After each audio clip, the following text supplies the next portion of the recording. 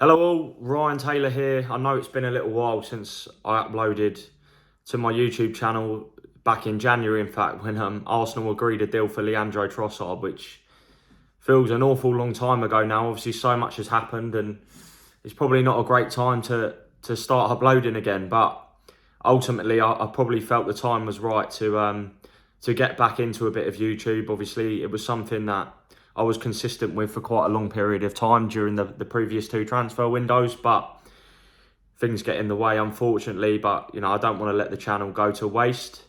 But I thought now would probably be a good time to get back on and do a little bit of video, because there's been quite a little bit of movement in terms of stories that I've been working on, which you might have seen on my Twitter account. So we're approaching the business end of the market now, particularly with the Premier League season starting this weekend, or on Friday when Burnley host Manchester City. But there's quite a few little bits and pieces to talk about, particularly at Arsenal. So I wanted to start with really the report that's come from David Ornstein, which I can confirm that Monaco have had an undisclosed bid rejected for Folarin Balogun.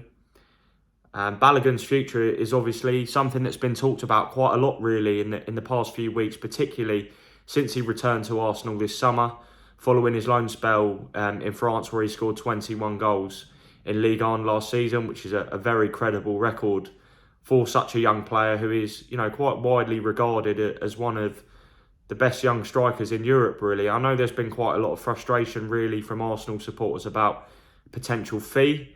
From what I understand, Balogun is valued at £50 million by Arsenal. I have sort of reported slightly less than that in some of the stories I've written.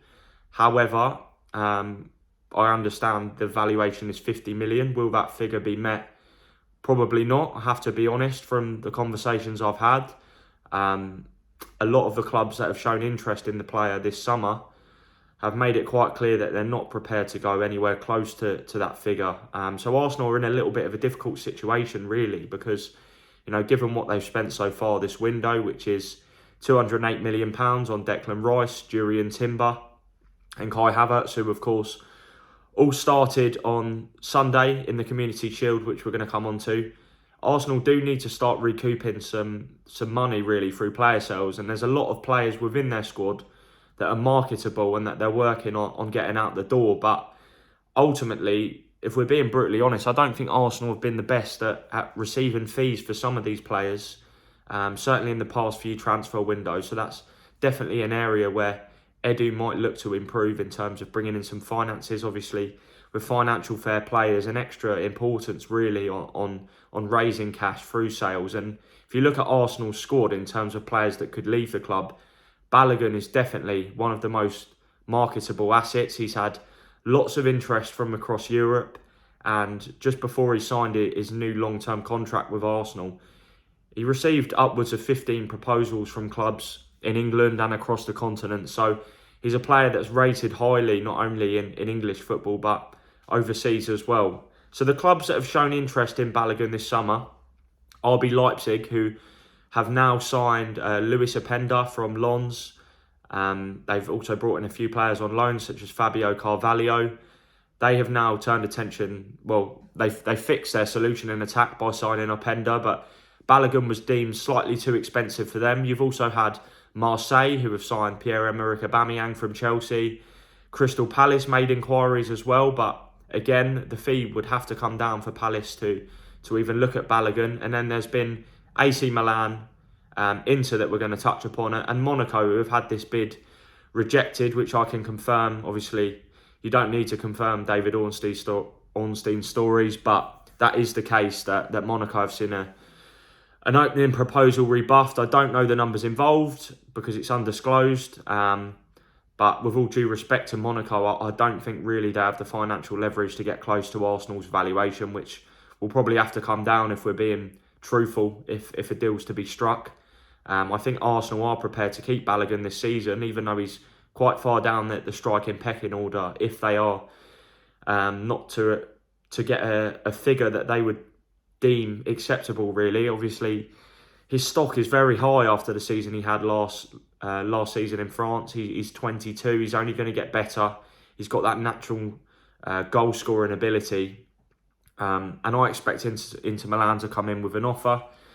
They were, of course, looking at Gianluca Scamacca as well, who is now on course to join Atalanta. Inter made a bid which was worth about £24 million in add-ons. That was gazumped really by Atalanta that raised the offer slightly more than that. I'm also told they made a better proposal to Scamacca in terms of wages as well.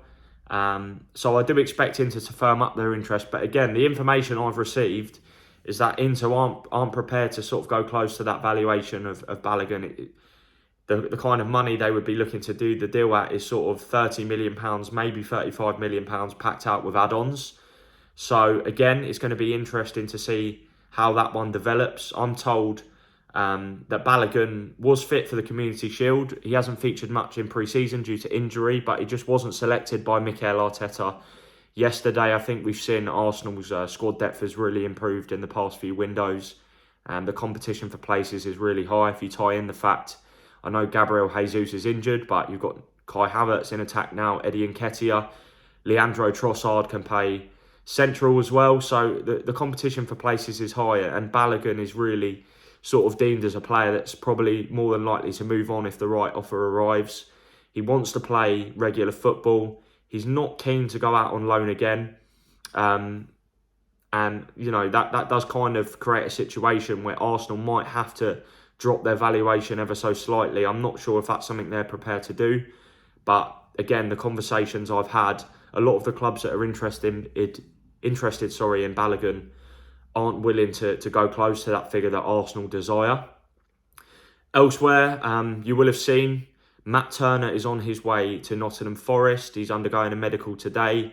I'm told the fee, including add-ons, is £10 million. I know £7 million is one that's been floated, and that's been a bit of a head-scratcher for some Arsenal supporters who know that I think Arsenal paid around 5.5 to 6 million for Turner from New England Revolution last January before he moved to Arsenal in the summer. So they're not really making too much profit, but of course, the situation with David Raya has been a bit of a game changer there, really.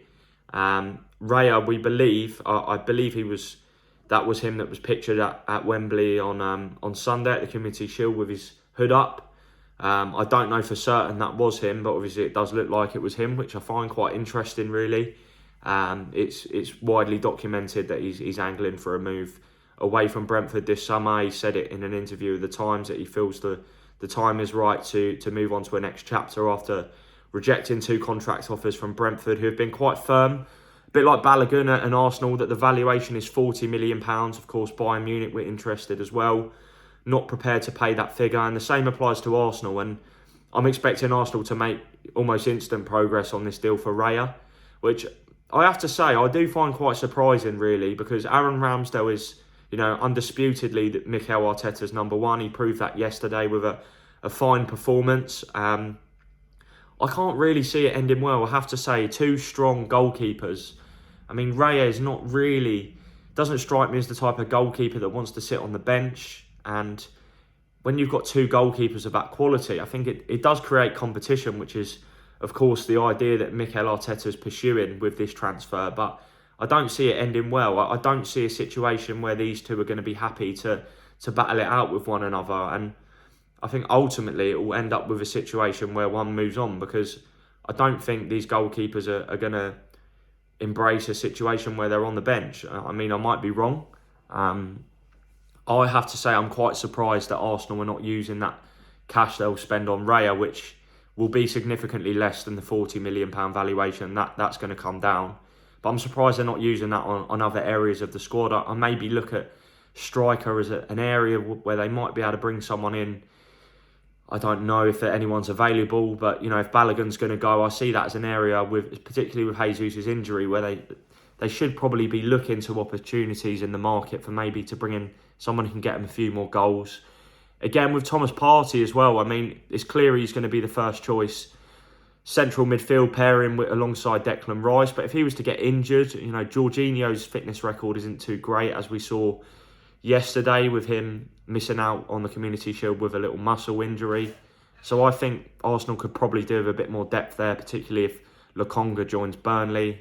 The talks are ongoing on that one. obviously Xhaka's a big character that needs to be replaced as well following his move to Bayer Leverkusen. And, I think Rice is more than capable of potentially exceeding what Xhaka achieved last season in terms of the impact he had on his team. I think Rice will be a game changer for Arsenal in time once he's settled and adapted to Mikel Arteta's football. But yeah, I think that's an area where Arsenal should probably be looking to improve. Elsewhere, Marquinhos is a deal I reported, obviously. It's not great when a story doesn't quite come off, but from what I understand, earlier in the week, last week, Marquinhos was on course to join Olympiacos on a season-long loan. Dry loan, no obligation or option to buy.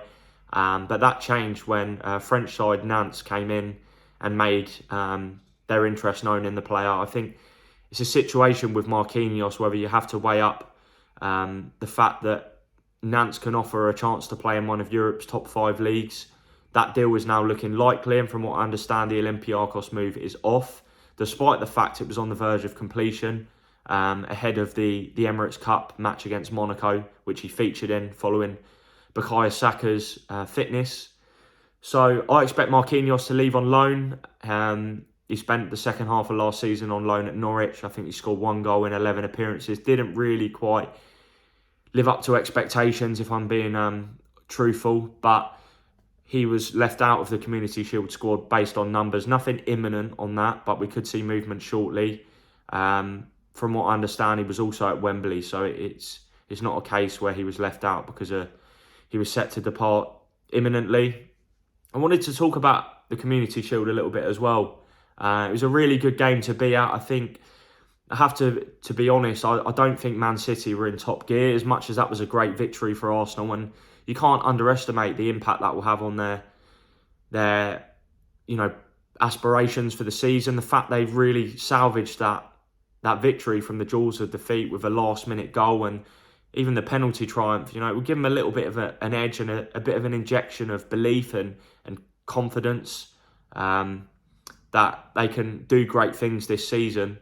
And I have to say as well, one thing I noticed was there was a lot of needle in the game yesterday. It's meant to be a bit of a friendly, but that really stood out to me, that I feel like this is a rivalry now that we saw with Liverpool and City for a couple seasons, really going at each other.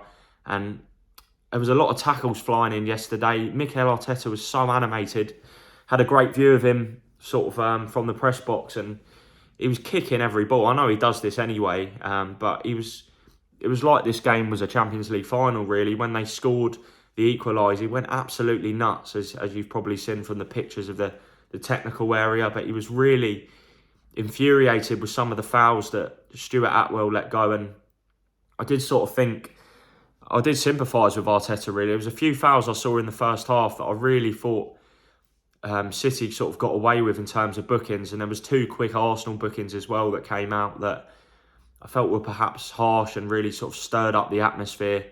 And yeah, I think that was really an indication of the kind of title race we could envisage this season. If Arsenal can go the distance and push City all the way, I think it's going to be really tense, high stakes. Of course, we've seen in recent years that there's not many points dropped in the title race, and the pressure just becomes almost unbearable at times, certainly in the business end of the season with the stakes that are so high nowadays. So I really enjoyed the spectacle, just some of the tackles flying in, the competition. But like I said, I really don't feel City were at a top gear, and that's kind of something we've associated with City starting the season quite slowly. They're not really a side that kick into gear until the business end of the season, when they look more than capable of churning out 15 to 20 wins on the spin. They're that good. So I think it will be important for Arsenal to start fast. I think City will get better as the season goes on, particularly given they've lost the likes of Ilkay Gundogan and Riyad Mahrez. I would like to see Cole Palmer stay. I think he's a fabulous talent, particularly as they're looking for a Mahrez replacement. I think that goal, how many times have we seen Mahrez do that, even in his Leicester days and City days, cutting in? You know what he's going to do, but he's got the ability to pick out the far corner. Burnley and Brighton, from what I understand, are really interested in signing Palmer. Brighton won a permanent deal. And I found it interesting what Guardiola said after the game, that Cole Palmer wants to play regularly, but again, as we know at City, can't promise game time, so there's conversations to be had with his agent and the player in the forthcoming days and weeks. So I think we could see movement on that one potentially. And just lastly, what I wanted to touch on is Edson Alvarez is heading to West Ham. I've done quite a lot of reporting on West Ham's activity or lack of activity in the past few weeks, but I'm told, as been reported elsewhere, that a deal is now in place with Ajax. I initially believed that Alvarez was still in Mexico, but he actually flew back to Amsterdam this morning, or landed in Amsterdam this morning. He's due to arrive in London for a medical tomorrow, which could take place tomorrow evening or potentially into Wednesday. Head of a move, it's a £32 million fee. There's optimism he could be available for the Premier League opener at Bournemouth on Saturday, and I think that's a great piece of business for West Ham. I have to be honest, there's been a lot of dilly-dallying and uncertainty on the market, and particularly with the fact that the transfer committee have found it quite hard to agree on targets. But Alvarez, great player, Champions League experience. Wasn't too long that Chelsea had a £43 million verbal proposal rejected on deadline day in August 2022, when Ajax felt they didn't have enough time to replace him in the market. But good player, great price. I think it's a start of things to come now for West Ham. And I actually think, Balogun is a player that they might look at, particularly with Scamacca on the way now. They need a striker.